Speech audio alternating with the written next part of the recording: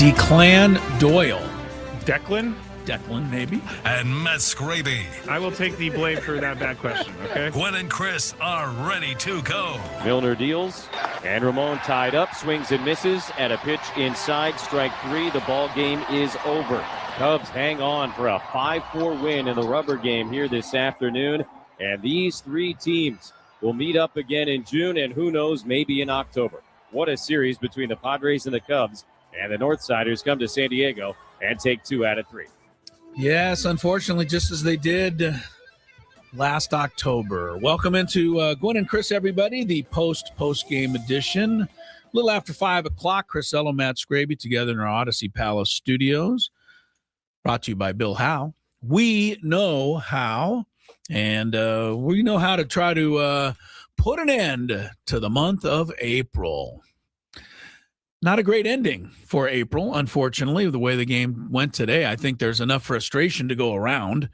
Manny Machado got to be frustrated with that ground ball. He, be honest with you, he could have just come to the plate and turned around and told the umpire, you know what, rather than go through the motions here, let's just call it a ground ball, and I'll go a double play, and I'll go sit down. GIDP. Yeah, let's just call this a double play, and I'll go sit down, because that's how easy that double play was. It couldn't have been any more. Was he standing on the base as he fielded it? Yeah, it was Machado could have caught the ball from the pitcher, run it out to the guy, and handed it to him.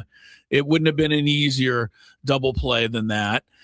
Fernando Tatis Jr. has got to be fit to be tied. He's got to be, just ecstatic that April is over. And he's got to hope that May, starts bringing some power back to his bat.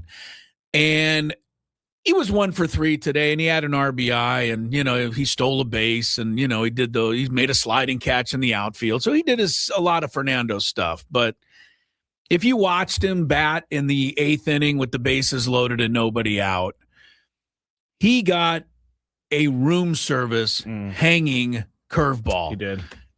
The ball was just screaming to be hit.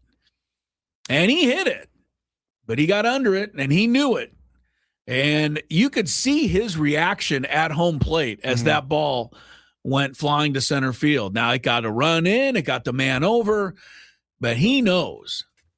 He knows that should have been a grand slam. Right there. The pitch was room service, and he missed it. And so ends a month of missing pitches for Fernando Tatis Jr. No home runs.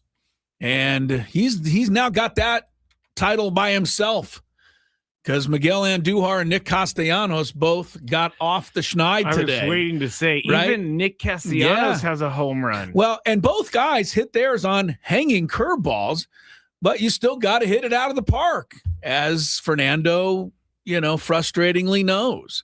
There was more frustration to go around today. I think Jason Adam really struggled through that 8th inning. He could not get a feel for the baseball. And when you throw 2 pitches in a row, basically behind a guy, and both pitches, by the way, were off-speed pitches. So the intent was not there. But what happens when you finally get back into the strike zone, you still don't feel comfortable, and you end up grooving a pitch. Matt Shaw should not be able to hit a home run off Jason Adam. No. I just don't think that should happen. But it wasn't a great pitch. That was a big run. Jackson Merrill's got to be frustrated. He's got to be frustrated. He's hitting 200 on the button. He doesn't have, don't look now. Fernando doesn't have an extra base hit since April 13th. Jackson doesn't have one for 12 days now. So those are your 2 basically best hitters. Neither of them has an extra base hit for coming on 2 weeks. But more than that, Jackson Merrill knows he should have caught that deep fly ball. Would it have been a good play? Yeah. Can he make good plays? Yeah. He missed. It wasn't that he misjudged the jump, I didn't think. It was that he misjudged how much room he still had. He actually didn't even need to jump so much. It's just go back another step and reach up and catch the ball. But he thought he was at the fence, and he wasn't quite there. And it was a difficult play, man, with the sun and everything going on. And they rule it a double, which is another thing I can argue about forever and ever, and I'll never win the argument. You would have ruled it an air? I'll just say it this way. I think Jackson Merrill would have ruled it an air because he felt he should have caught it. We should leave it up to the player. Right. He should be able, Jackson Merrill should be able to go into the dugout, call up to the official score and go, yeah, give me an error on that one. I should have caught it. I mean, Jackson Merrill over the last 7 days, Chris, has struck out 8 times. He's hitting 130. His OPS is 361, and that's just the last 7 days. If you go out a little bit further, it's still those numbers. It is. So he's frustrated. And, there's probably a few more guys after a game like that. That's just a tough one to lose in so many different ways. And, so you hang with them. You got a day off tomorrow. Then the month of May starts and the White Sox will come in. Your streak of 7 series in a row without losing is now over. The Cubs are now your current, kryptonite. Right? They beat you in October, 2 out of 3 there. They beat you right now, 2 out of 3 here. Pretty much a fair fight, right? Both teams have injury. I mean, the Cubs bullpen, they don't even have anyone in their bullpen. I mean, their top, I think 3 or 4 guys are all hurt. Did the Padres have anyone in their bullpen this series? They didn't pitch like they did, right? The Cubs bullpen pitched pretty well. Ben Brown, I thought, threw great. And, he was the hero, really, for them to nail down that win. So, yeah, they take 2 out of 3, and you move on. You'll get them again in June. But the bigger picture is what I want to look at, because that's the frustrating part of losing today. The bigger picture is this. The last time the Padres won 18 games in the month of April, do you know what year it was? 1998. Very good. Did you read Everything is just 1998. Did you read AJ Casavel's note, or did no, you just guess? Okay. No, I guessed. You were right. You are right, sir. Mostly the Padres' records are 1998. 1998. It's been 28 years since they've had this good of an April. So it's kind of hard to be ticked off about it. So we have to temper our That's right. Our criticism today. They won 18-7. They won 72% of their games this month. And they somehow did that with a rookie manager who's still trying to find his way without their number 1 or number 3 starting pitcher, with 2 of their key setup bullpen guys hurt. One guy who hasn't even pitched yet this season in Matsui, Estrada being the other. And foremost, they went 18-7 with basically bubkas from Fernando Tatis Jr., Jackson Merrill, and Manny Machado. That is incredible when you think about it. I mean, if you said those 3 guys were going to do absolutely nothing, you'd be more inclined to think they went 7-18. I would think they would have the Phillies record. That's right. So, we and you and I and Skraby and I'm sure Stammen and everybody else does not expect this to continue for those 3 hitters. Manny had a couple of breakout games there at the end of the month, but he went right back into the frustrating zone today. I know we've talked about this, but Manny hits into a lot of ground double plays, and that's just because he comes up with the opportunity to do that. Yeah. But I really felt it was going to be different this time, Chris. There was, like I said, it was the most obvious double play maybe in baseball history. Yeah. It just was. It was incredible. He only made it 2 steps out of the box because that's how quick they turned the double play. Like it was step on second, throw to first before he could even put his bat down. Yeah. I thought, we're going to go notes on the scorecard. Yeah, we got notes on the scorecard. We'll break all of that stuff down later, actually at the bottom of this hour. So you Padre fans don't go anywhere. Notes on the scorecard is going to be crazy wild today. It includes one of my biggest pet peeves in baseball. Drives me crazy. If you followed the logo, yeah, makes me do that. Makes you feel like the Commanders changed their name. Yeah, when I see this play in Major League Baseball, I can't stand it, and it happened today. It'll be part of notes on a scorecard. Also, some other stuff happening in sports on this Wednesday. 5-4 Cubs won it. Gwynn and Chris, special edition until 7 o'clock on 97.3 The Fan. If you ever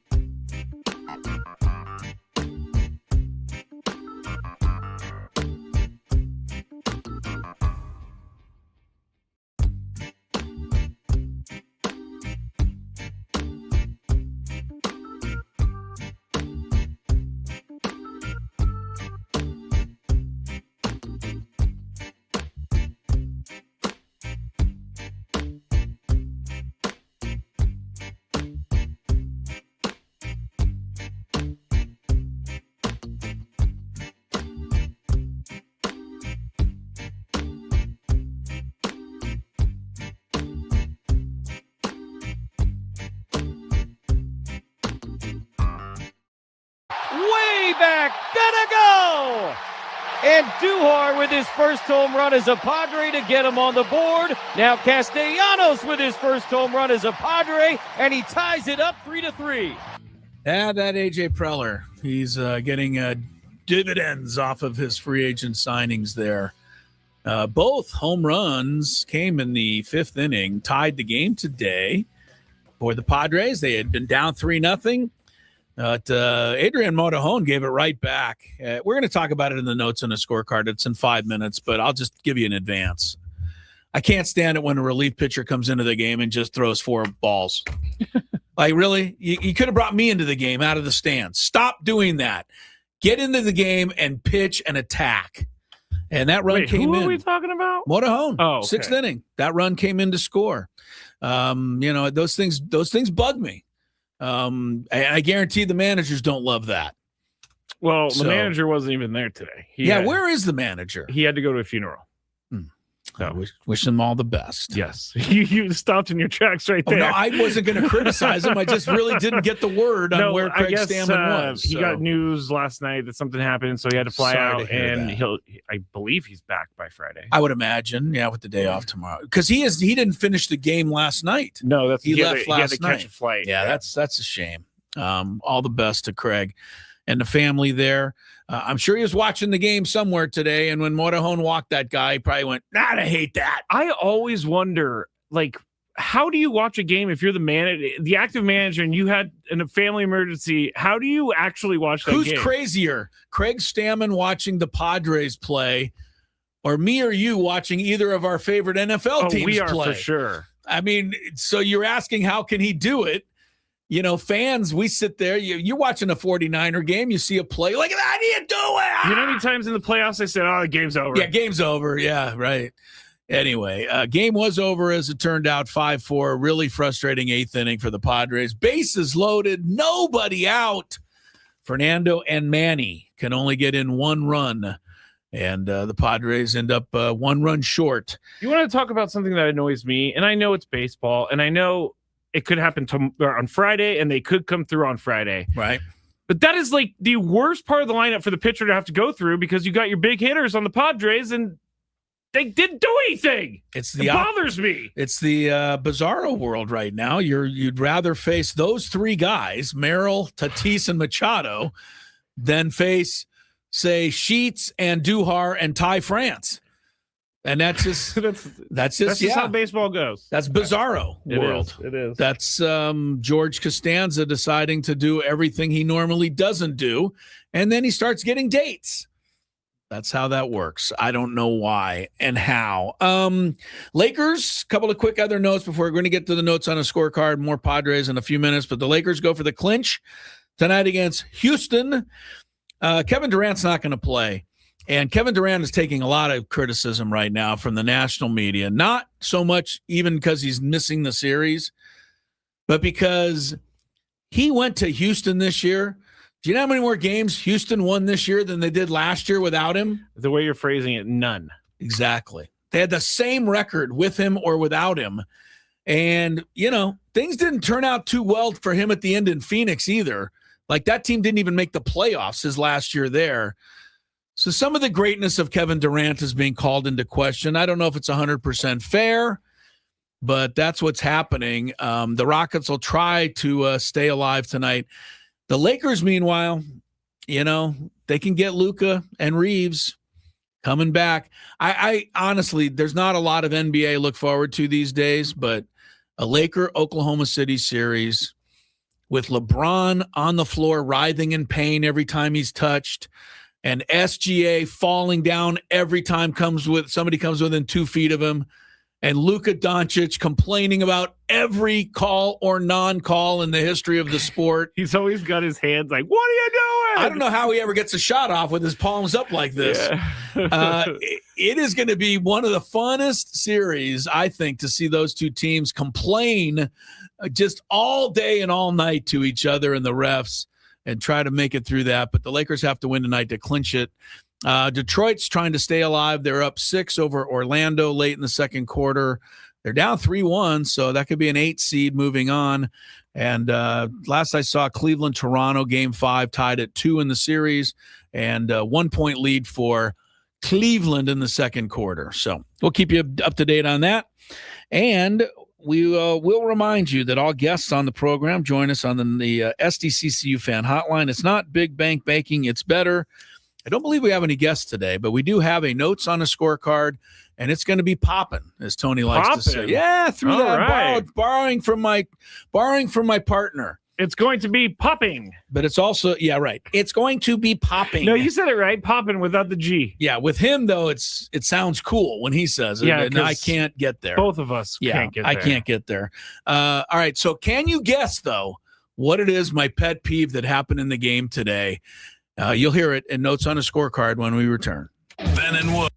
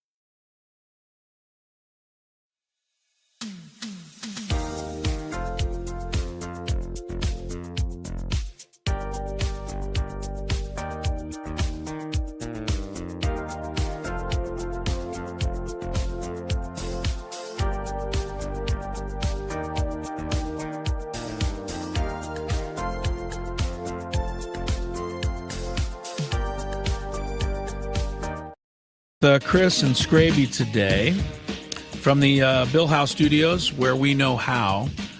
Don't forget, tomorrow morning, 9 a.m., another epic Padres roundtable with all of the gang. I believe Tony Gwynn Jr. scheduled to be a part of the roundtable tomorrow. Season debut. His roundtable debut tomorrow morning, 9 to 10 a.m. Ben Higgins will host it.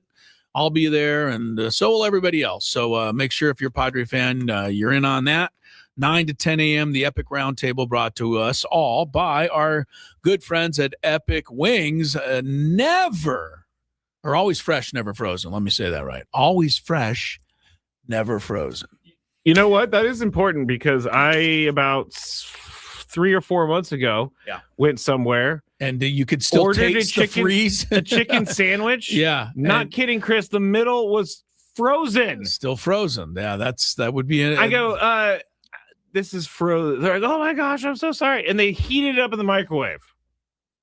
I'm not obviously going to say where I was. Yeah. I'm never going back there. I want to get to notes on a scorecard, but I will tell you that Lori and I went to dinner once and they put chicken on her salad. And of course, she's vegetarian, and it told them not to put chicken, that she needed fake chicken. Yeah. There was fake chicken? Oh, there's plenty of fake chicken out there. Oh, yes. There's tons of it now. Oh, wow. All right. So you learned something new. Anyway, she said, take this off. I mean, I can't have this on my salad. Get it away from me. The guy said, oh, I'm really sorry.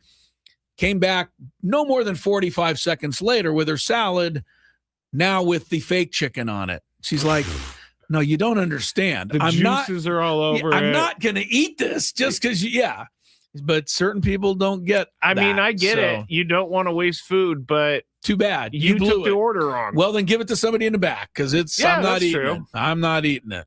All right, let's check traffic. Notes on a scorecard. It's going to be a wild one. It's coming up here after a 5-4 Cubs victory. From the 855 Get Ross Traffic Center. Injured? Demand justice. Demand Jurowitz. 855GetRoss.com. Ongoing delays in San Diego with traffic still on the 5 south from the airport and stretches to the 15. The 805 south also chopped the whole way from the 52 to the 15. I'm keeping it from San Diego traffic. Traffic brought to you by Albertsons, Vons, and Pavilions.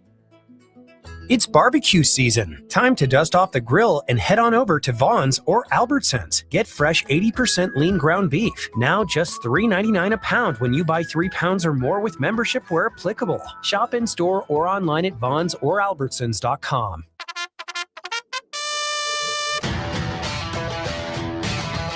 What did Chris like? What does Chris want to clean up? Observations written on a grocery list. Notes on a scorecard starts now. All right, here's the grocery list for those watching on YouTube. 5-4 Cubs is how it turned out. Here are my thoughts, stuff I wrote down on the scorecard during the ball game today. First up, second pitch of the game was a knuckleball by Matt Waldron. It went at the knees of Nico Horner, then dipped underneath his bat, and he swung wildly and missed it. Mm-hmm. They showed a replay on TV, and my friend Tony Gwynn Jr. said the following: when it comes to the knuckleball, if it's high, let it fly. But if it's low, you got to let it go. Okay. I had to give Tony credit. I've heard that before, but he applied it at the right time. I mean, he doesn't get to apply it to knuckleballs often. Yeah, so. Nico Horner swung at a low knuckleball, and he should have let it go. He learned. Very good by Tony. I mean, that thing did dive pretty quickly. Yes, it did. All right, so I told you I had a major pet peeve in the game. It's not going to take deep into the scorecard for you to hear what it is, because it happened in that same at-bat for Nico Horner. He popped the ball up way high into the sunny sky. The ball was about 2 feet to the right of the mound. But the stupid unwritten rule in baseball is the pitcher can't catch a pop-up. And we once again saw how dumb that rule is today, because since Matt Waldron wasn't allowed to catch it, though it was right next to him, Ty France had to come running in, looking directly into the sun. He couldn't even see the ball. So Jake Cronenworth had to run in from basically short right field, ran about a 70-yard sprint, and predictably didn't catch up to it, and the ball fell in. Had they just let Matt Waldron catch it, he would have had it like a can of corn, and there would have been one out. Now, asked you. This bothers me so much because we still see it. When are they going to just get over it? It's a dumb rule. What if Matt Waldron isn't a good fielder? What if he? I honestly do buy it that you have to negotiate the mound. Yeah, I believe that's their excuse. I do buy it. I do. But have you ever tried to look up in the air and step off a high area at the same time? You can't do it. But you know what? Matt Waldron and every other pitcher is a Major League Baseball athlete. Negotiate your way down the mound, look up, find the ball, and catch it. It's right there. Don't get me going on pitchers can't catch pop-ups. Someone on the chat said, did this affect the outcome of the game? Not really, but it's fair. It's a note on a scorecard. It could affect an outcome. Yeah, wait till that happens in the bottom of the ninth and Mason Miller is not allowed to catch one and the game is lost. Yeah, remember then you're going to ask me whether I should bring it up or not? Do you remember when Eric Hosmer dropped that ball to end the game in Houston? I do. But he also had to run 90 feet down to try to catch it because the pitcher can't catch it. I hate that rule. All right, so the defense giveth, but they took it away at the end of the inning because Bogarts made an unbelievably nice double play. He has been making some great plays. First and third, line drive, short hops it behind the bag, steps on second, doubles it at first. No damage done. Well done. Bada bing, bada boom. Bada bing, bada boom. Tatis comes up. And it got me to an article today that was I think it was on ESPN, and it was about the most disappointing players in April. And, of course, Tatis was mentioned. Fair. And the reason he was mentioned is because he hasn't hit a home run. The article was quick to point out that he does have the third now highest ratio of hard-hit balls in all of baseball. So he's hitting the ball harder than anybody. He is. But here's the other point that a lot of Padre fans are not thinking about. He is almost last in baseball in launch angle. That's everybody in baseball. That's like, look at you with the launch angle. Yeah, that's backup catchers. That's everybody. Fernando's not getting the ball in the air. It's as simple as that. Okay, let me just put that in perspective. Okay. In 2026, his launch angle on average is 3.5 degrees. Mm-hmm. That's by far and away the lowest of his career. Right. Like his career average is 10 degrees. He is 6.5 degrees below that. Yeah, he's nowhere near where he needs to be. And just swing a little bit lower, Fernando. Whatever you got to do, but they got to get that fixed. They got to get it fixed. We can't go through a whole season with Fernando hitting ground balls. I mean, only. See, this is why I think he's going to break out of it, because his numbers are just, look at his baseball savant. Mostly it's all red, which is telling me that he's doing great, but he's not getting the results. Top of the second inning, we talked about this already. Jackson Merrill might have actually taken away a home run. I don't know if that ball by Conforto would have gone over the fence. I think it would have, but the fact that it hit his glove and went for a double didn't make anybody feel any better. Ty France made a really, really good play, picking a throw by Bogarts. Yeah, because that would have been first and third or more with nobody out. He also made a nice play on the PCA ground ball and kept the runner at third with 2 outs. Ty France, I think, has been really, really spectacular. I think we found our everyday first baseman. I'm sorry to the Gavin Sheets fans out there, but I think that's not going to happen. Good try, but it's not going to happen. Miguel Amaya came up. I wanted to share a story I heard about him today that you may not know yet. Okay. Apparently, earlier this season in a Dodger-Cub game, I do know about our friend Dalton Rushing referred to Miguel Amaya as a fat bleep. We don't know for sure. I've watched the video like 1,000 times. Okay, so you don't know for sure, but Nico Horner swears he heard it. Nico Horner's look at him tells me he heard something. Nico Horner said he heard it, and Nico Horner said that he's really upset with himself that he didn't take action right then. Okay, then I believe it. He's really mad. Like, that's been bothering Nico Horner that he didn't step in and do something right there. That's a rude thing to say. And guess what? I think it caught Nico Horner by surprise, as do a lot of stupid things, apparently, that Dalton Rushing says. Here, do you know why Dalton Rushing is starting to get a little bit of a bad rep? Last night, I believe it was last night, he tried to take a timeout, and the umpire didn't grant it, so they struck him out on time. Yeah, he wasn't pleased with that. And he was like, no, you gave it to me. But if you're going to act like an idiot, it's going to follow you. Bottom of the second inning, the Cubs get the first dumbass challenge of the game. If Amaya played for the Yankees, they would have given him a fine. $500. I mean, look, it's a 1-0 pitch to Xander Bogaerts. Even if you're right, it just makes the count 1-1. But they were wrong, and they lose a challenge in the bottom of the second inning, totally wasted. Bottom of the third inning, Taillon strikes out the side. Starts getting me thinking of Taillon in the last game of that playoff last year where he shut us down for 4 innings. Padres went 9 in a row to open the game. Top of the fourth, a 2-out bunt by Matt Shaw. Andujar's deep. They give it to him. He takes it. I immediately write down, with 2 outs, is that a smart play? Before I was finished writing it, PCA made it a smart play. So he lined a 2-run homer into the seats. And, you want to criticize Matt Waldron. I'm not going to, because I still think he's doing okay. His defense he was making it a lot harder for him today. But this pitch to PCA was just dumb. And it was his third best pitch. It was a sweeper. It wasn't a knuckleball. It wasn't a fastball.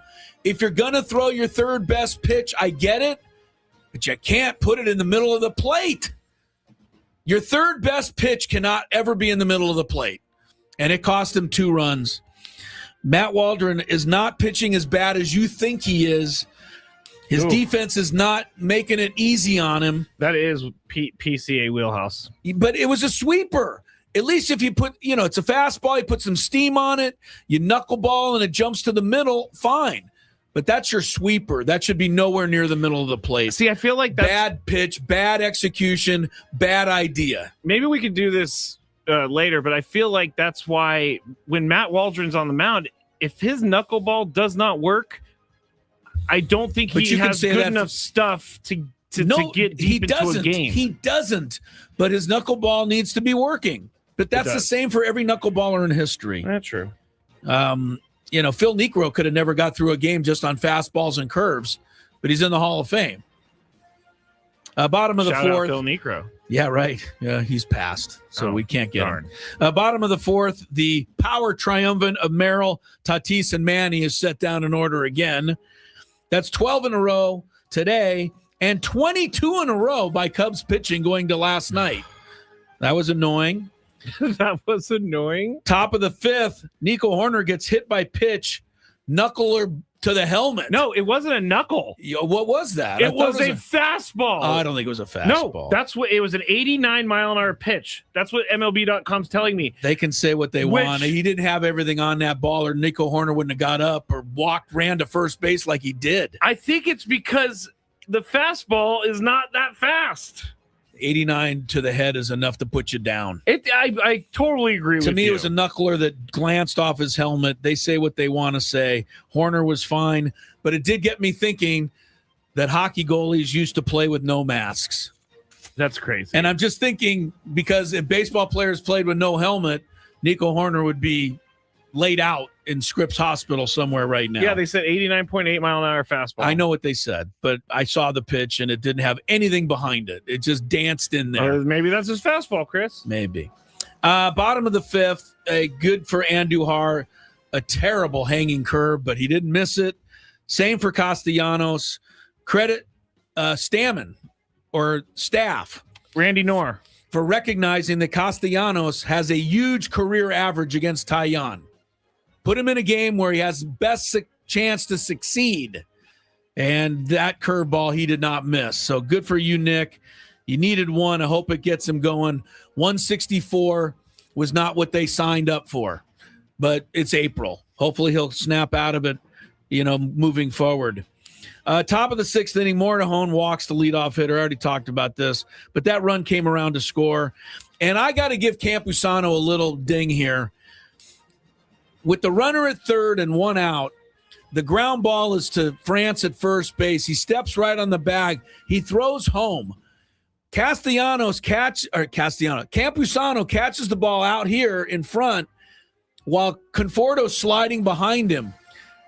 To me, Campusano, you can't block the plate because that's the Buster Posey rule. And he has been called for that. Okay, but you can't block the plate. But you can catch the ball and then dive backwards.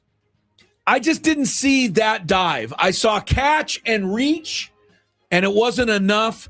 And Conforto was able to contort and get around it and tag home plate for the go-ahead run. I think you got to see that happening in the back of your mind. You got to catch that ball, and then you got to just sell out on your dive to make sure that you tag that runner. I bet you I'm just makes saying a different that play next time. I'm not a catcher, so maybe somebody could say, hey, you can't do it, or it just wasn't there. But I saw catch and reach. To me, I needed catch and all-out dive to make sure that Conforto couldn't sneak in. I mean, it was a good slide by Conforto. Hell of a slide. But it was the winning run. It was the go-ahead run. The go-ahead run, yeah. Bottom of the sixth, Tatis hits a 9-hopper that goes for an infield single. He didn't hit the ball at all. He gets a base hit. The reason I'm pointing it out is because it does even out a lot of times over the course of seasons, line drives that are outs and little dribblers that are hits. Everybody says Tatis has been totally unlucky. I agree, but he was lucky that time. Yeah, so don't forget that happens. True. Manny challenged him. Good challenge here because I thought he struck out. He thought he struck out, but he didn't think he struck out. Kept him alive, unfortunately. He missed a hanging curve and ended up grounding out, and nothing happened that inning. I got 3 innings to go.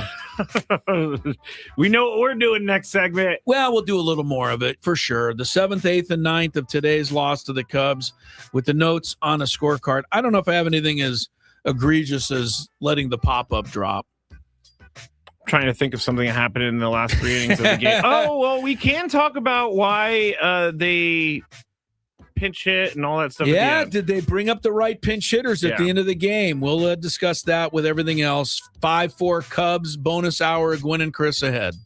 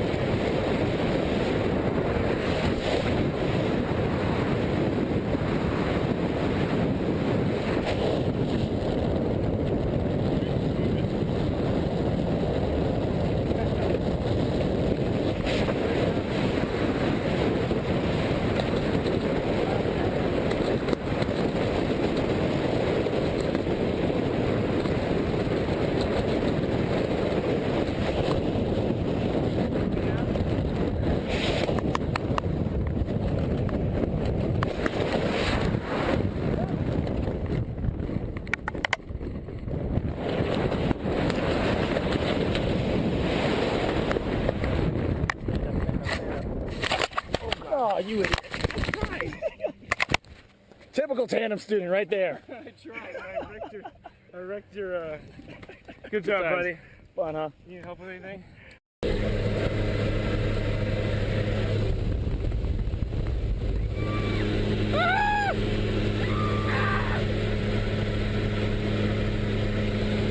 Okay, I'm perfect.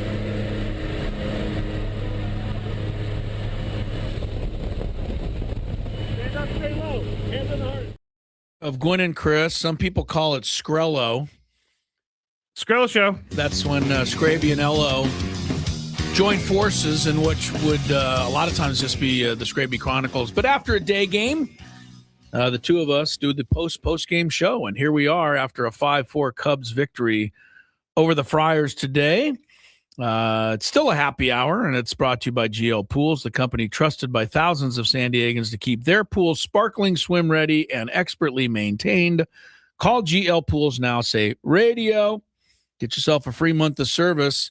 By the way, we didn't mention this yet, but thank you to the Marlins who beat the Dodgers again today. Yeah. 3-2. I don't know if you saw how that game ended. I don't know what the heck Ohtani was doing. Well, he was the base runner on first, right? Yeah.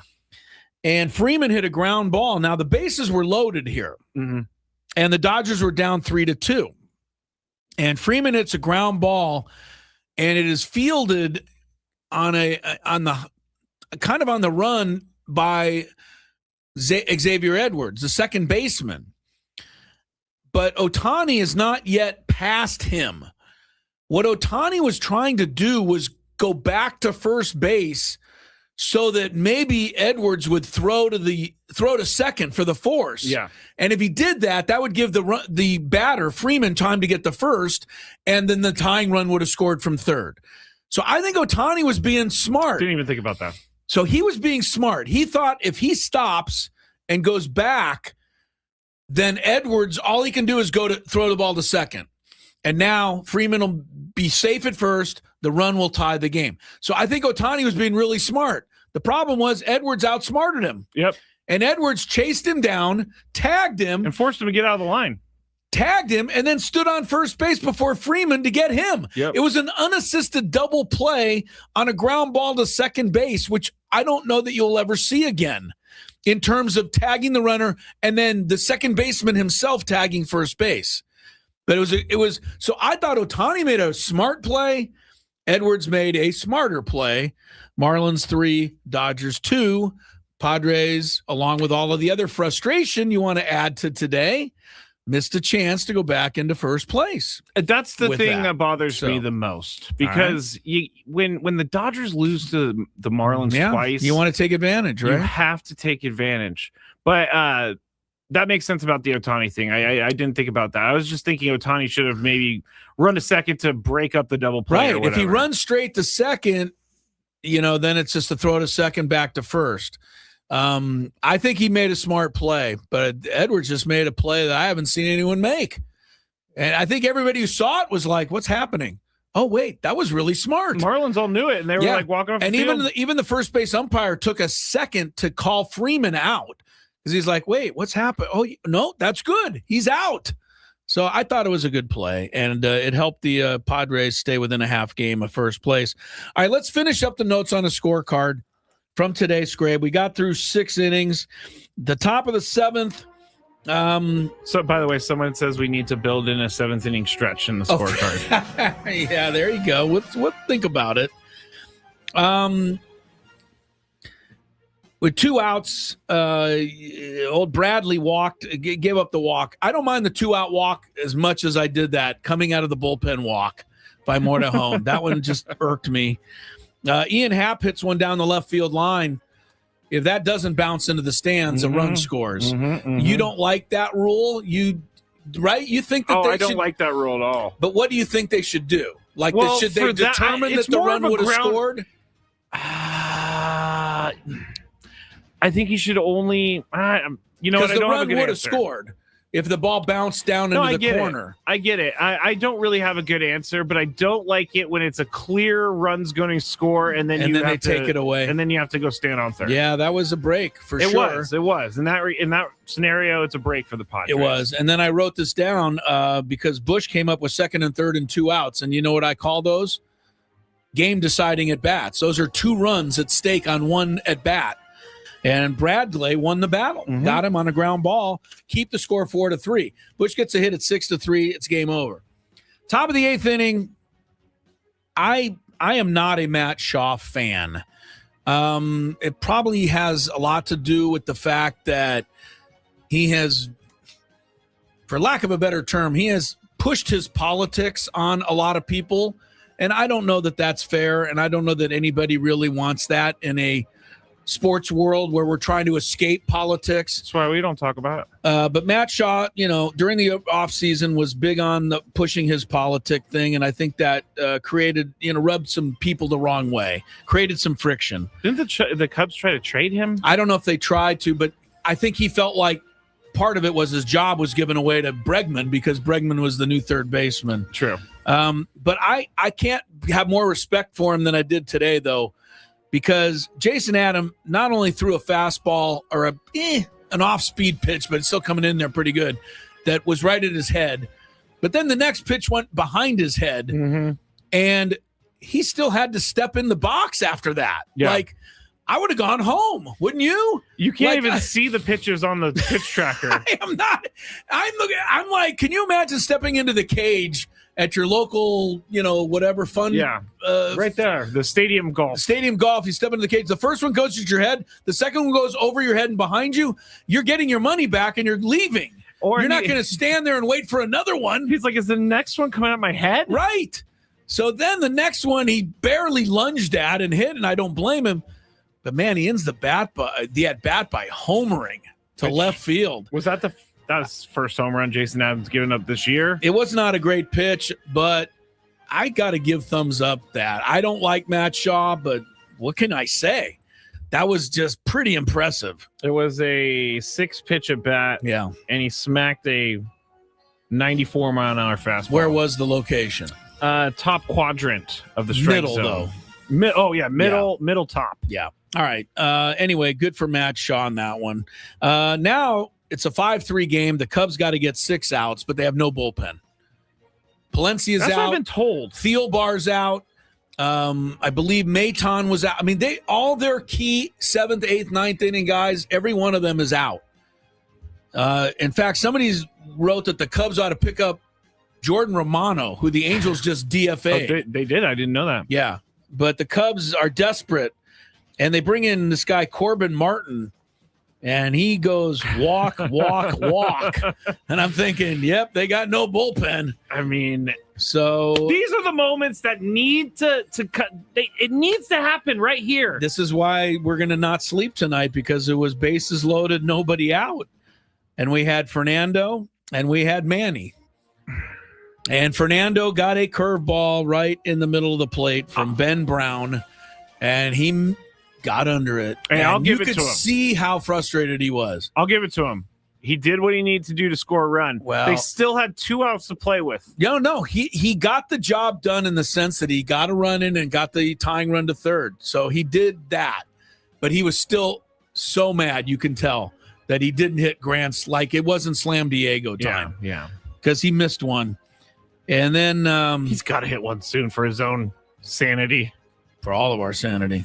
Manny comes up. I don't know what else to say. We talked about it earlier. It was the easiest double play ground ball I've ever seen hit in Major League history. It just was. I'm sorry. I can't say it any other way. Matt Shaw, it bounced perfectly into his glove as he was stepping on second base. And then he threw to first. Yeah. And it was the end of the inning. And you went from bases loaded madness to still losing after the 8th inning. Andy on the chat says, if Manny bunts, we win. Yeah. All right, Andy. Come on.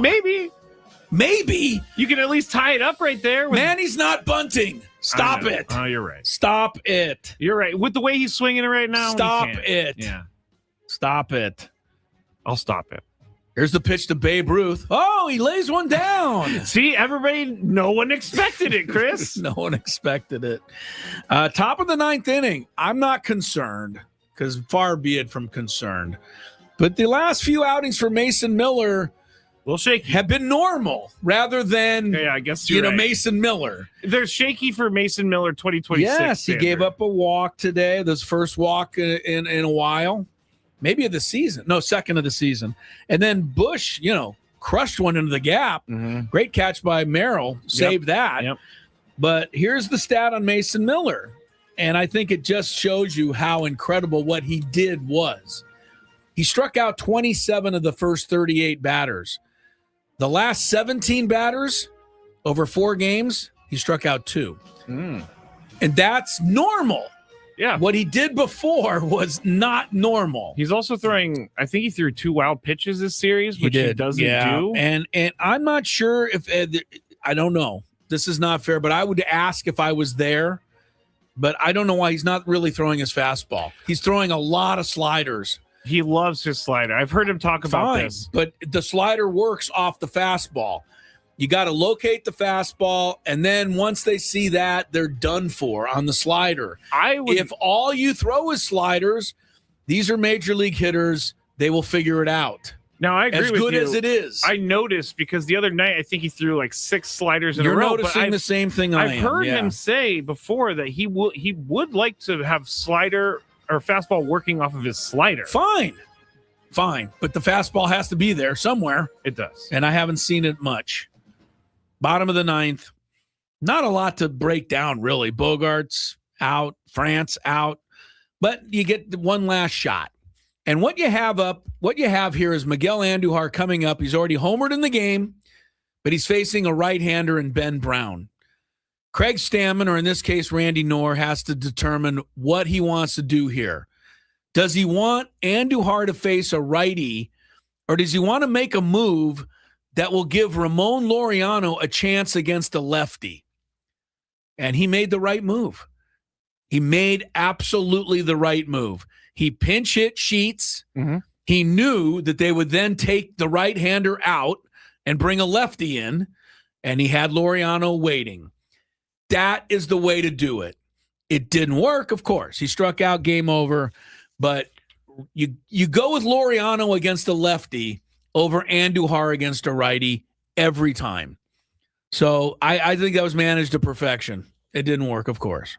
But people are asking about that. Well, some people were saying that Gavin Sheets has been swinging a hot bat. Why would you? Because the lefty either on side, lefty, righty. You could have gone there if you didn't have Laureano. But Laureano's been one of your better hitters all year too. I see what you're putting down here. I was kind of hoping the Cubs would just leave Ben Brown in to challenge Sheets, but they didn't. So you had to do the corresponding move. And Ben Brown was like 1 out away from a 3-inning save or whatever it was. He lost his save, but Craig Counsell doesn't care about that. And nor should he, by the way. Ben Brown, deep down inside, cares a little bit. Ben Brown cares. I said Craig Counsell doesn't care, nor should he. I'm trying to see I know that you're right about Gavin Sheets in the decision that was made. I'm just trying to see what his splits are. He's hit some pretty good balls against lefties. I'm not saying that. I'm just saying you have to go with, to me, what the odds are there. And that is that Laureano's going to come through. Now, I will say this. He's versus lefties this year. First off, he's only had 7 at-bats. Yeah. And he's hitting 143. 1 for 7. Now, here's the other thing that you twisted yourself a little bit. If Laureano got a double there, okay, the pitcher has to stay in because he's a lefty, and you got the 3-batter rule. I believe Jake was on deck. So if Laureano came through with anything but a home run, you then would have been asking your coldest hitter to get a hit against a lefty. And so you could have played it out like that if you want to extrapolate it out that far. But they were just going for the shot there. Yeah. They're going for the deep. They're trying to end it. They're trying to tie it. Well, they got to tie it. Yes, but I know what you're saying. Yes, you do. All right. We'll take a quick timeout. What else is going on in sports? We'll catch up on some of that. NBA playoffs, Stanley Cup action. I think the Ducks did not do it last night. They had their chance against Edmonton, but it didn't work. Poor Ducks. Poor Ducks. But they're still leading in the series 3-2. We're taking a break to check some traffic. Cool today with temps in the mid-60s. So last night, the bus was to leave for the airport at 8 p.m. And Tony, you know this. Everybody knows this. You know, if you're hooked up with anything like this, as Pete Carroll used to say, on time means you're late. Right. So Amy's the young lady who handles all the travel and puts together the itinerary. So we're just about ready to leave. You know, TJ Lucida. She stands up as the bus is kind of rumbling to life. And she goes, okay, everybody get your passports out. I want to make sure nobody leaves without their passport. Because, again, you are talking to college kids here, and you don't want college them kids, to, huh? That's what she thought she was talking to. She thought she. So I'm sitting there, and I'm thinking to my head, like, you don't need a passport for this trip. I didn't even bring one. We're just going to the Bahamas. And so, yeah. That was your thought process? The Bahamas are an international flight, I believe. This is almost equal to the fact that North Dakota borders Canada. I think it does equal that, Skraby. Actually, I forgot all about that. Yeah, I would have forgot about it too, buddy. Right. So for whatever reason, I did not bring my passport. I'm sitting there, and I'm like, my stomach, you have your sinking feeling. And I'm like, what? Never do that. Yeah, thank you. And I was like, oh no, I don't have my passport. Here's my second thought, guys. If I just quietly call Lori, because the flight wasn't until 10 o'clock. You got some extra time. So I said, if I call Lori and just have her bring my passport down to the airport, I'll be able to get away with this without everybody knowing that I blew it. Because that isn't a factor here. You don't want to be embarrassed. So she's in the back checking the players' passport situation out. And I'm having this argument with myself. Oh no, what do I do? And so my first thing is I'll call Lori and I'll just say, hey, can you, I blew it. I forgot my passport. Can you meet me down at the airport? And then I thought, we live 25 minutes from the airport. Lori is not going to be happy. Getting my passport and driving it down there. Because the airport is really easy to access these days. And never easy to access, exactly. So I had a quick discussion with myself, and it was either A, it's time for me to embarrass myself in front of the team, or I'm going to have to ask Lori to drive to the airport. I chose the first one. So I said, oh my goodness, I can't believe I forgot my passport. I don't have it. And Stacey Terry Hudson looked at me and like, what? Like you? I mean, she wasn't mean about it. She was just like so surprised. And as I was, and everybody's like, what are you going to do? And I said, well, I live, literally 10 minutes from the school. And I said, I'm going to call Lori right now. Is there any way we can just hold up for 10 minutes? What? That's all. It was either that or make Lori drive down, Skraby. You got to understand my options here. They're very limited. I get it, but I think your mistake means that you have to do the hard one. Yeah, you have to deal with the hard part. I agree. Well, this didn't turn out a whole lot better. Amy, it's her first year on the job, but she's a very nice gal, so I don't have any really, I don't have any cachet with her yet. And she's like, looking at her watch, looking at Coach Stacey Terry. She's like, 10 minutes, because that can be a little... That's stressful. Well, it's stressful. And she doesn't care. Her job is to get everybody on that damn plane. Right. And a lot of times what we don't know, the traveling party doesn't know, is they've already called ahead and talked. They have a travel agent that's going to kind of expedite the process a little bit. And if they mess up that contact... then everybody's messed up. So everything is thrown asunder if you got to wait 10 minutes. And but I'm on the phone with Lori, and Lori's like, well, I'm not going to the airport. There's no way. She's like, you tell them that I'll be there in 10 minutes. You tell them. And I will give Lori a lot of credit. She, while this discussion was going on, found the passport and was already in the car. Whoa. So I give her a ton of credit. She didn't wait for okay, go get the passport and hurry she up. did it. Because she knew she wasn't going to the airport. So she knew she wasn't going to the airport. Exactly, Tony. She's like, I'm in the car. She did. She said, I'm in the car. So I told, Amy, and I got Lori on the phone. I'm telling Amy and Coach, I'm like, she's on her way. And I said, I drive this all the time. It really is 10 minutes. And they're like, all right, 10 minutes. So last night, the bus was to leave for the airport at 8 p.m. And Tony, you know this. Everybody knows this. If you're hooked up with anything like this, as Pete Carroll used to say, on time means you're late. Right. So Amy's the young lady who handles all the travel and puts together the itinerary. So we're just about ready to leave. TJ Lucida. She stands up as the bus is kind of rumbling to life. And she goes, okay, everybody get your passports out. I want to make sure nobody leaves without their passport, because again, you are talking to college kids here, and you don't want college them kids, to, that's what she thought she was talking to. She thought she. So I'm sitting there and I'm thinking to my head, like, you don't need a passport for this trip. I didn't even bring one. We're just going to the Bahamas. And so, yeah. That was your thought process? The Bahamas are an international flight, I believe.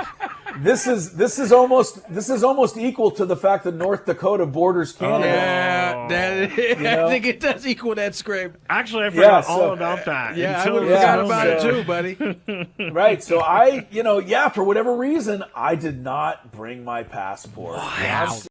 Chris, bonus hour, 6:21 the time. Chris Ello, Matt, Skraby. What do they call the show? Skrello. The two of us together for a bonus hour following a 5-4 Cubs victory that snapped the Padres' streak of 7 consecutive series without losing a series. Once again, the Cubs are our kryptonite. They beat us in. I know you can't. I can't stand PCA either. I'm not the world's biggest fan, and of course he had 1 home run on the year coming into this series. Yeah, now he's heating up. Now he's got 3. Yeah. I mean, what can I say? He's good at baseball. Well, of course he's good at baseball, but I will say this. PCA apparently had a come-to-Jesus moment this offseason. Really?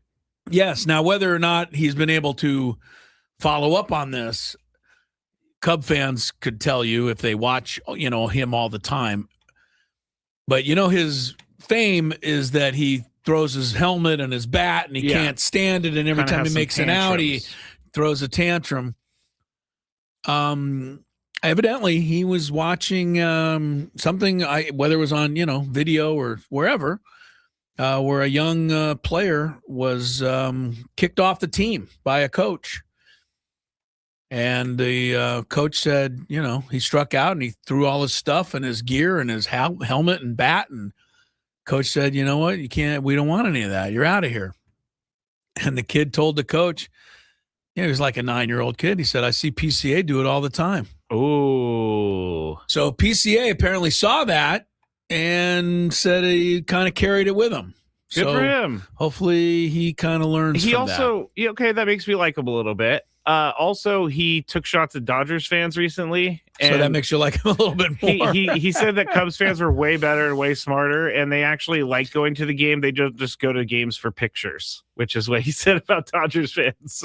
Dodger fans are, there are many that are, obviously great baseball fans. Yes, but like our guy Gilberto. Of course. And there are many others. Look, I grew up there going to Dodger games. I know there are many great Dodger fans, but the suggestion that people have out there that, a lot of Dodger fans just go there to be seen and arrive late and leave early and only care about, parking and getting a Dodger dog.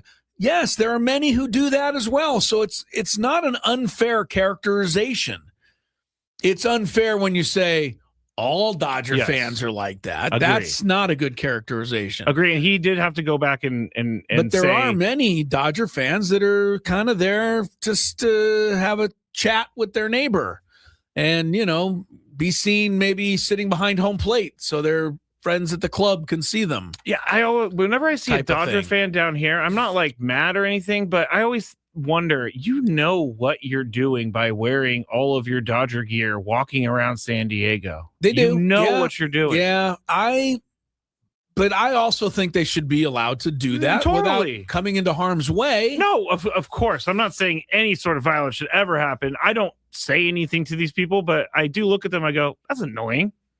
I went to one Broncos game in Denver, and I chanced it with a Marino jersey after his career. Dolphins? Yeah, of course they were. Okay. And I chanced it because I wasn't sure how it was going to be met there in Denver with some crazy orange maniacs or whatever. Yeah. But I survived pretty well. And that means walking into the stadium, getting food during the game, coming back, walking out after Miami had actually won. So see, that's because I think most of the time you're okay. But I did see a Raider Denver game once at the Coliseum way back when, where Denver fans were being targeted after the game by fans and, shoved and pushed and yelled at. And gosh. Yeah, and it was an awful scene. That is an awful scene. And my wife was there and thanked me for not allowing her to wear her Bronco gear that day. Do you think they're going to come over and kick your wife? Well, I hope not, but who knows? Yeah, you're right. I mean, the bottom line is Raider fans, that's not fair to characterize all of them like that. True. But it's also fair to characterize some of them because I saw it firsthand and you've seen it. And I mean, it's also how you handle yourself in the visiting jersey. If you're being annoying and you're running your mouth all the time, then you're going to get people are going to get angry. I did see a shot on Twitter today of a Yankee fan in Texas who was just acting the fool. He had his Yankee jersey on. He was turning around. He was taunting two Texas fans. I don't know what had happened in the game, but obviously something good for the Yankees. And he turned around. He's like, just being a total bozo. And I was looking at this video and I watching it. And I'm like, this guy on the left here ought to just slug this guy, even though I didn't mean it. It happened, right? Yeah, damn right it happened. He knocked the guy into the ninth row. I mean, he clocked this guy. And I can't say that I ever... Fighting is never the answer. Right, it's not. But I can't say I was unhappy to see this bozo get his comeuppance. The only thing I hate about these stadium fights is that it puts everybody in danger around you because the woman who was a part of this fight, Chris, she was also lost her balance and fell like 3 stairs levels down. Yeah. There's other people. There's collateral damage in a stadium fight. I think I've told you guys this, but I was at a Chargers-Titans game like 3 years ago. There was a fight in front of us. I videoed it, put it up online. The guy eventually DM'd me and said that my video ended up winning him a lawsuit because it was just shown proof that he didn't start the fight. Oh, all right. Well, good for you. Anyway. Well, you've always been a caring individual when it comes to the community. I don't like fighting at games. I don't like it either. And again, I'm not saying to do it, but man, this Yankee fan, I have to tell you, it was kind of like, all right, dude, I mean, he was almost like saying, I'm going to act like an idiot until you punch me. Right. That's pretty much what happened. The Texas guy said, fine, I'll punch you. There are a lot of people out there that just don't know how to act in public. We got Detroit over Orlando, 108-101. 4.5 to play. Pistons must win or be ousted as the number 1 seed. Got a pretty good game 5 in Cleveland. Toronto leads Cleveland 92-88. Still 4 minutes left in the third quarter there. That's going to be a high-scoring game by the time it's over. Later tonight, Lake Show hosting Houston with a chance to close out the series. NHL, Montreal 3, Tampa Bay 2. Game 5, third period, 8 minutes left. And I want to especially thank our friend Kyle Ovenshire. Oh, Kyle. Kyle was not only produced the Padre game today here and ran the board and did punched all Chris the was lobbying for him to become the producer of the show. I came in to do our show and thinking ahead, Kyle had already taken baseball off because the Padre game was over. He put the NBA on one channel. He put the NHL on another channel just for me, just for us. Kyle Ovenshire did not go unnoticed, sir. Thank you. He has no idea how many points he scored with you. Oh, it was huge. It was absolutely huge. That's when he started lobbying for him to be the producer of the show. I mean, Skraby, if I come in and Skraby's in there and I go, can we put the NBA game? He goes, God, why do I always have to change the channel? Here's the clicker. Don't you know how to do it? I get a whole deal on it. That's not fake. But Kyle Ovenshire, he did it for us. Kyle's still trying to impress people. Well, he's impressing. It's working. All right, when we come back, we're not going to do a big five necessarily today, but a potpourri touching on some of the other things going on in sports, including, a blast on the NCAA basketball tournament going to 76 teams, and also a blast on San Diego's professional sports franchises. Another one bites the dust. What? We will discuss it when Gwynn and Chris continues on 97.3 The Fan.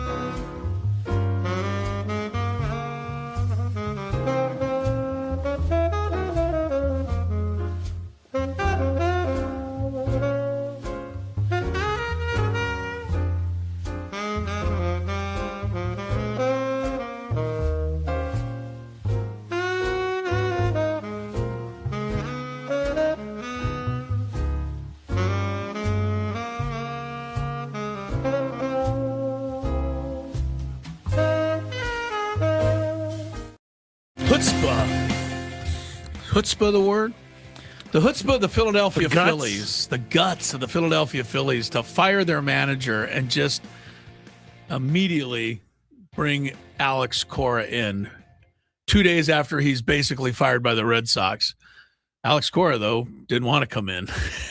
So it didn't I don't know why work. you want to go from job to... You know what? He's also getting paid like $10 million over the next couple seasons. There's got to be some part of you with that kind of money involved that says, yeah, why not take a little time off? Yeah.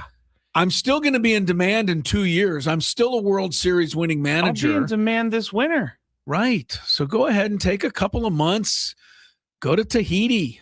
Stay in one of those, cabins over the water there. Where the water's underneath the Yes, cabin. yes. That was bungalow? that was a big draw for my wife. I mean, we Was it flew cool? cool enough to fly halfway around the world for, maybe not. Did you? But like, it was okay. Yes. Did you get to jump into the ocean from your hotel room? I did. That's awesome. It's not worth flying 12 hours for, as far as I'm concerned. Didn't you go during the World Series too, and you were trying to find the game? I did the 2019 World Series. That's how I remember when the trip was. It was the Astros Nationals series.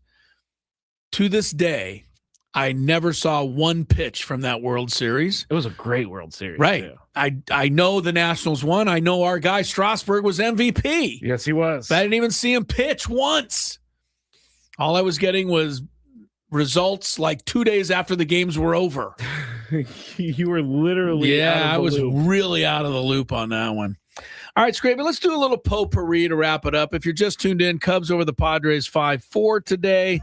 Especially frustrating day. Padres had a chance there, down 5-3, bottom of the eighth. Bases loaded, nobody out. Fernando just got under one, skied out to deep center. Sacrifice fly made it 5-4 on that Fernando fly ball. Manny came up with first and third and one out and just unfortunately hit the most room service double play ever seen. Have they ever called it a seeing eye double play? I know a guy I liked was I don't know if you ever heard him broadcast, Ken the Hawk Harrelson. He did the White Sox. It sounds familiar. Yeah, and he kind of he was an old player and he had kind of a country twang to it. And when they turned to double play, he'd always go ground ball to Ozzie over the thing and rack him up. Rack him up. Well, that would have been a rack him up like as soon as the ball was hit. Like, here's the pitch to Manny. Rack him up. That was a double play. There was nothing else that play could have been. And so the Cubs hang on for the 5-4 win. What else you got, Skrabe, over there? Anything worth chatting about? I want to get into the NBA and their new proposal for anti-tanking. But yes, the tanking thing. Completely forgot to talk to you about this, but big news in golf.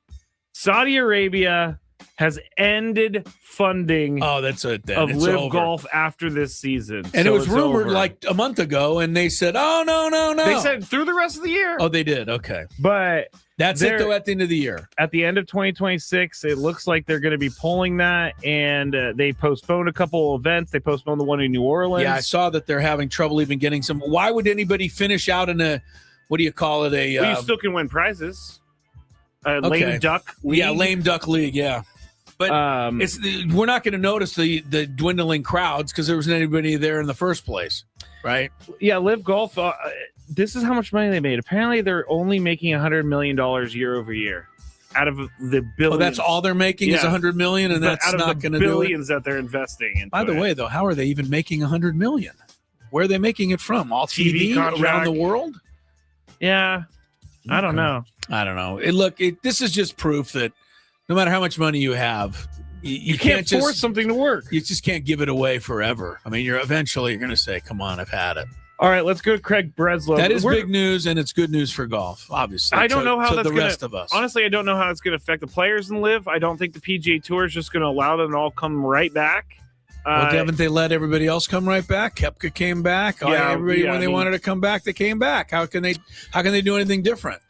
I think they're going to do something different. You do? I do. I don't think they're just they're going to give different rules to John Rahm. They let Koepka come right back in. Again, John Rahm left for the money. and all these other PGA Tour players stayed. So how do you make it good for the guys who stayed with your product? I'm not disagreeing with you, but they already let Koepka back free of charge. They're going to let Koepka back. They're going to let Rahm back, but they're not going to let Joe Smith back. Okay.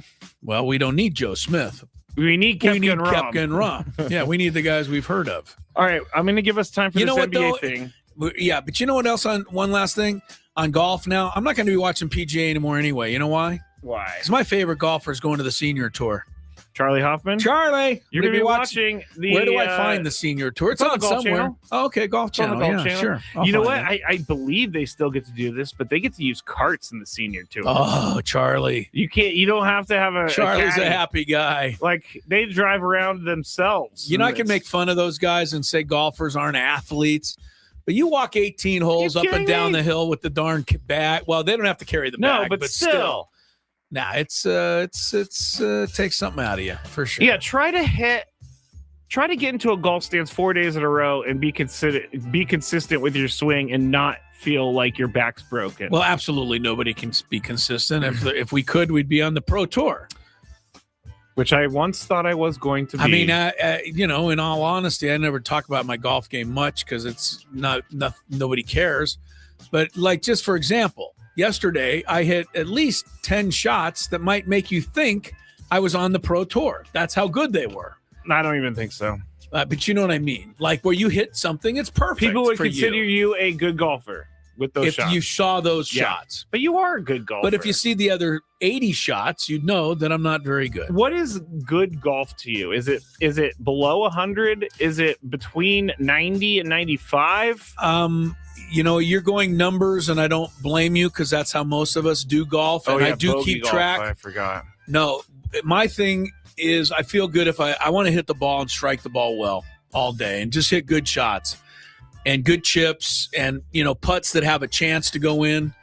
So if I do all of that, the number is what it is. I don't know why I can't. I cannot play that way. I do go to courses where I just don't keep score at all. Well, we keep scoring them, and I keep scoring in my head. I don't write it down. See, that's also crazy because Well, I know there's a piece of paper, there's a card on your cart for you to keep the score. I don't need to. I know what my score is. I got it on the hole 6. I think I got a 5. I know exactly what I got, and it's no thinking involved. All right. We're going to do this NBA thing in just a second, but... You got another story. The Red Sox okay. is a disaster in Boston and the Red Sox. And what I'm learning is that Craig Breslow, the GM or whatever, the baseball operations guy, it is his team. He makes all the decisions. I did read today from a Mass Live article that Alex Bregman had to talk Craig Breslow out of firing Alex Cora last year because Breslow listened to Alex Bregman. Now that Alex Bregman is not there, there's no one easier for him to do it. Way easier. So I think the young lady that was on with us from The Athletic the other day, Britt Giroli. Yeah, Britt Giroli. I mean, she said straight up that Cora won the popular battle. Vote. No, he won the battle for control over the last general manager. Yes. Because the other general manager was out. Yes. Craig Breslow thinks he's going to lose to Cora again, so he fired him before he could lose to him. That's just such a loser move. Of course it is. It makes you such a loser move. You're putting yourself above the team at that point. Well, I think the Red Sox may have not made a great hire with Mr. Breslow. We'll see how it turns out. Yes, we'll see how it turns out for sure. The other thing is Breslow hated the hitting coach and the hitting philosophy, and they just went back and forth over it. How can you hate anybody? You know what I mean? Like, I guess I don't know if he actually hated the guy, but he hated the philosophy. That is for sure. All right, this NBA thing, they're trying to get rid of tanking. This, if approved, can take place in the 2027 NBA lottery, but they're calling it the 3-2-1 lottery.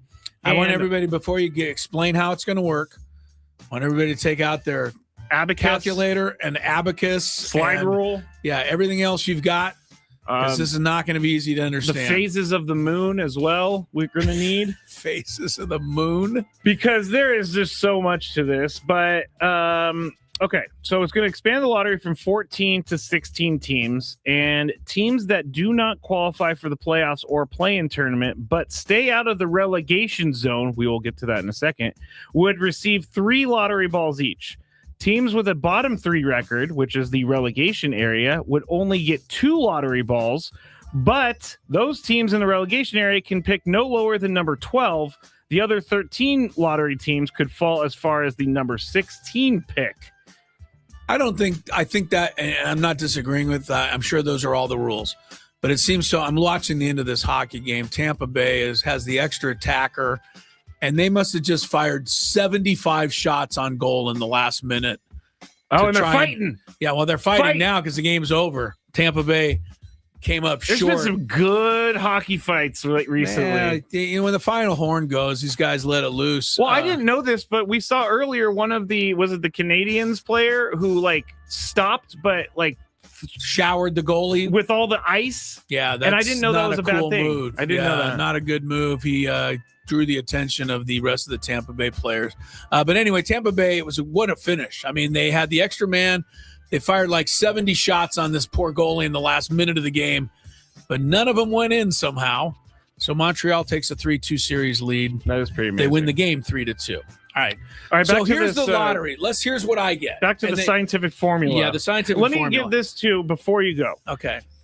In addition, no team would be able to win the top pick in consecutive years or be able to win 3 consecutive top 5 picks.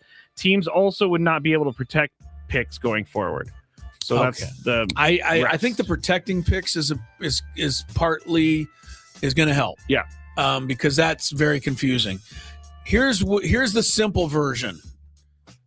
If you have the first, second, or third worst record, in this case this year it would have been Washington, Indiana, and Utah, I think. Okay. Those teams only get 2 ping pong balls. Whereas the rest of the teams that don't make the playoffs get 3. But they can't pick any lower than number 12. I understand that. But the basic thing that they're trying to say here is that if you finish with the 4th, 5th, 6th, any of those lousy records, but you at least weren't going into the tank to have the worst record in the league, correct, you're going to get 3 chances, whereas the 3 worst teams are only going to get 2. And if you don't like it, then play yourself out of the worst 3. The relegation area. Yeah, get yourself out. Win some games down the stretch so that you can get an extra lottery ball. I'd be honest with you, on its surface, I like this rule. Me too. I think it's okay. I'm sure there's going to be some finagling going on, but I guarantee you, Washington wouldn't have been starting D-League players the last month of the season. It would have been not. You're probably right about that. It would only be beneficial to try and have a better record so that you can get more ping pong balls.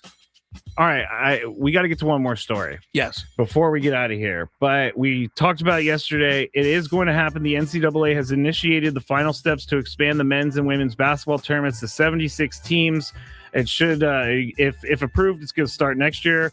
Or actually, it's already approved. They're just trying to formalize it. Yeah, it's starting next year. It's going to start next year. So 76 teams. Both Chris and I hate this. Well, and get in line. Everyone hates this, except for the presidents of the SEC schools and the Big Ten schools and the ACC schools that are going to make more money when more of their teams are now allowed in the tournament. Yep. That is the end of the story. Everyone else in college basketball hates and despises this idea for all the reasons we said, too many teams, you're watering it all down, but they're only doing this to give themselves more money. Yep.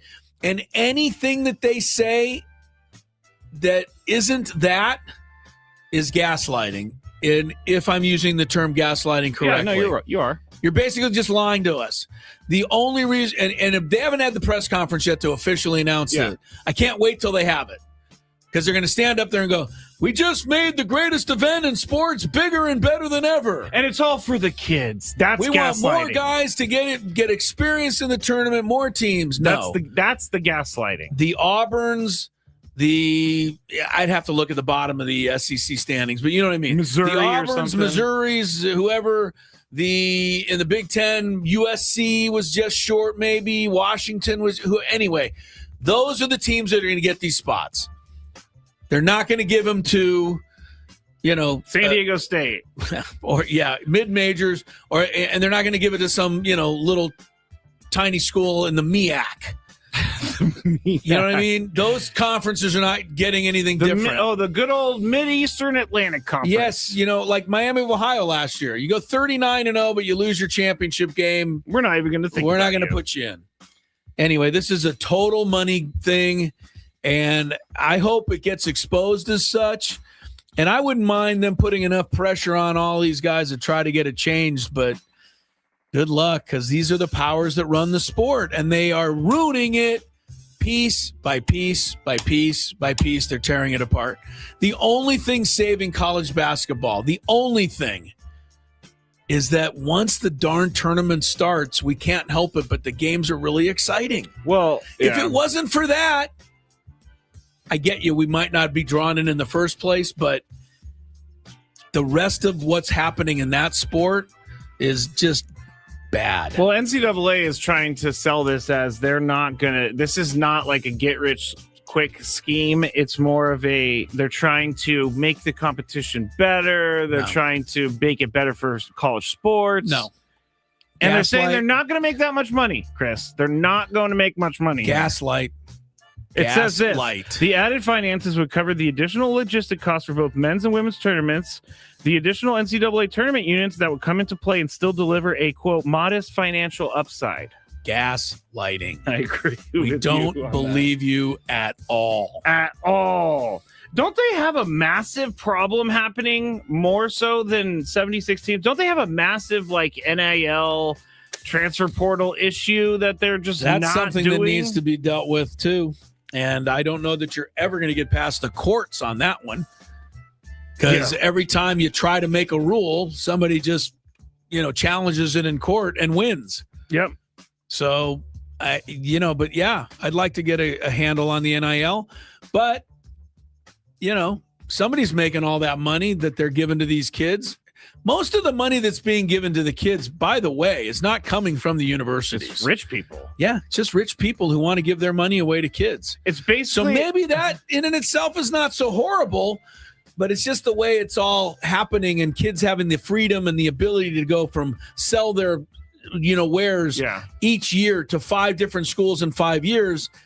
That is kind of distasteful to most of us. So it's the legal. Remember that movie, The Program, where they hand I think it's Omar Epps, they hand him an envelope full of money. Okay. This is like the legal thing now. The rich people can just put it into NIL and they can funnel it down to the players. I don't mind, but again, I don't necessarily mind that there's some multi-gazillionaire that wants to give a kid like Magoon Gwath $1 million. Go for it. Fine. Better that Magoon have it than some guy that I don't care about. Yeah.